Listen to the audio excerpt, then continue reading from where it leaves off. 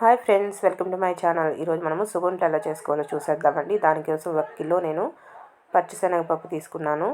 ఇప్పుడు ఇది వాటర్లో యాడ్ చేసి శుభ్రంగా క్లీన్ చేసేసుకొని పక్కన పెట్టేసుకుందాం. ఒక 2-3 సార్లు ఇలా కలుపుకుంటూ శుభ్రంగా క్లీన్ చేసేసుకోండి. అప్పుడు మనకి ఇలా పౌడర్స్ ఇలాంటివి ఏమైనా ఉంటే కూడా మొత్తం కూడా వెళ్ళిపోతాయి. ఇలా క్లీన్ చేసుకొని ఒక పెద్ద గుండ లాంటిది లేదా గిన్నె లాంటిది ఏదైనా తీసుకొని ఇందులో పెట్టేసుకొని దీన్ని ఉడికించుకోవాలి. ఆ గిన్నె సరిపోవట్లేదని నేను ఇందులోకి షిఫ్ట్ చేసేసాను. ఇలా షిఫ్ట్ చేసి బాగా వాష్ చేసేసుకొని ఇందులో వాటర్ వేసేసి బాగా ఉడికించుకుందామండి. పప్పు అంతా ఒక 70% వరకు ఉడికిపోవాలి. ఇక్కడ చూసారు, కట్టెల పొయ్యి మీద ఉడికిస్తున్నాను. టేస్ట్ అనేది చాలా బాగుంటుందని. ఇలా 70% ఉడికిన తర్వాత వాటర్ అంతా కూడా సపరేట్ చేసేసి పప్పు పక్కకు పెట్టుకుందాము. ఈ విధంగా ఇప్పుడు దీన్ని రోట్లో రుబ్బుకుందాం. రోట్లో రుబ్బితే మంచి ఫ్లేవర్, టేస్ట్ కూడా చాలా బాగా వస్తాయి. రోట్లో ముందుగా ఇలాచి యాడ్ చేసుకోండి, యాలక్కాయలు యాడ్ చేసి ఇదంతా పొడి చేసుకుందాం. మెత్తటి పౌడర్ లాగా ఇలా పొడి చేసుకొని ఇందులో మనం ఆల్రెడీ ఉడికించుకున్న పప్పు మొత్తం కూడా యాడ్ చేసుకుందాం. ఈ విధంగా పప్పుని కొద్దిగా యాడ్ చేసుకొని రుబ్బుకోవాలండి. రోల్లో రుబ్బుకొని చేసుకోవడం వల్ల ఇవి చాలా బాగుంటాయి విలేజ్ స్టైల్లో. ఈ విధంగా రోట్లో కొద్దిగా పప్పుని యాడ్ చేసి ఇవంతా కూడా బాగా మెరిగేటట్టు రుబ్బేసుకుందాము.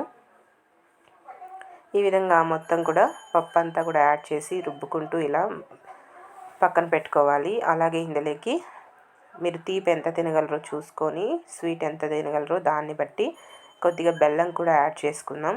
ఈ విధంగా రుబ్బేసుకున్న తర్వాత ఇందులోకి బెల్లం కూడా యాడ్ చేస్తున్నాను. ఇలా బెల్లం కూడా మీరు స్వీట్ ఎంత తినగలరో దాన్ని బట్టి చూసుకొని బెల్లం కూడా యాడ్ చేసుకోండి. మరీ ఎక్కువ బెల్లాన్ని యాడ్ చేస్తే మనకి లూజ్గా అయిపోతుంది. పిండి అనేది గట్టిగా ఉండాలి. అప్పుడే మనకి పర్ఫెక్ట్గా వస్తాయి ఈ సుగుంట్లు అనేది. ఈ విధంగా కొద్దిగా యాడ్ చేసుకుంటూ బెల్లం కూడా కొద్దిగా యాడ్ చేసుకుంటూ మెత్తగా ముద్దలాగా రుబ్బేసుకొని పక్కన పెట్టేసుకుందాము. చూసారు కదా, ఈ విధంగా మెత్తగా రుబ్బేసాను. ఇలా మెదిగితే సరిపోతుంది మనకి. ఇప్పుడు దీన్ని అంతటినీ కూడా తీసేసుకొని సపరేట్ గిన్నెలోకి యాడ్ చేసుకుందాము.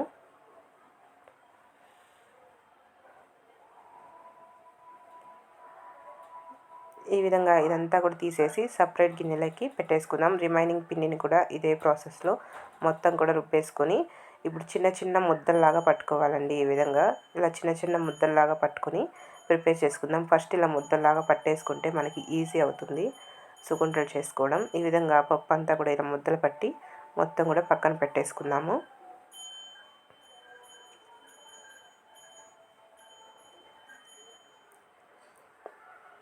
ఇక్కడ చూసారు కదా, ఈ విధంగా మొత్తం ముద్దలు పట్టి పక్కన పెట్టుకున్నాను. ఇప్పుడు ఒక గిన్నె తీసుకొని ఇందులోకి మైదా ఒక 1/2 కిలో యాడ్ చేస్తున్నానండి.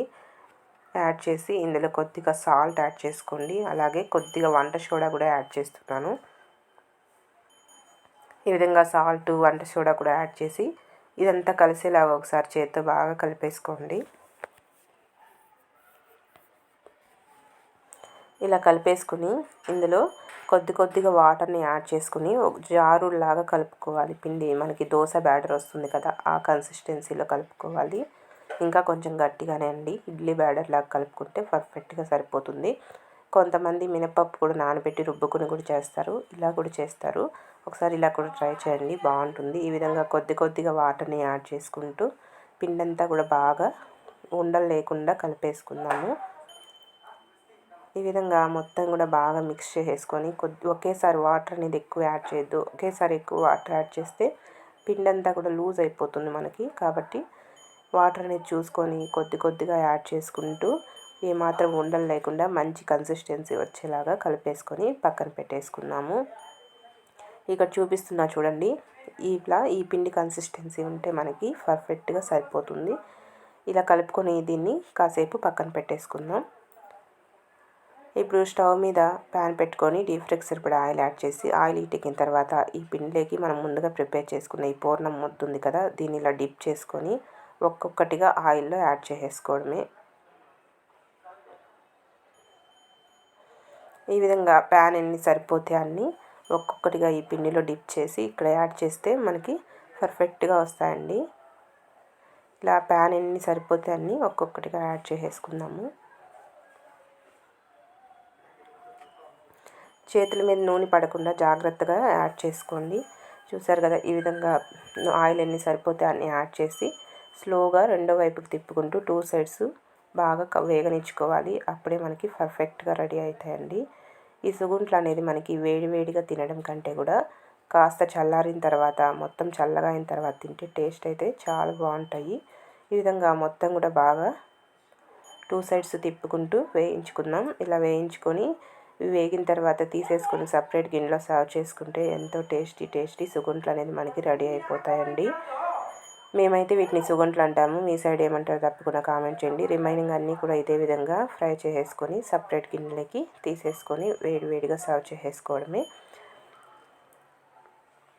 చూసారు కదా, ఈ విధంగా మొత్తం కూడా గిన్నెలకి తీసేసాను. ఇప్పుడు ఒకటి తుంచి చూపిస్తా చూడండి. లోపలంతా పూర్ణంతో, బయట క్రిస్పీగా చాలా బాగుంటుంది తినడానికి. మీరు కూడా ట్రై చేయండి. నా ఛానల్ నచ్చితే తప్పకుండా సబ్స్క్రైబ్ చేయండి. Bye friends.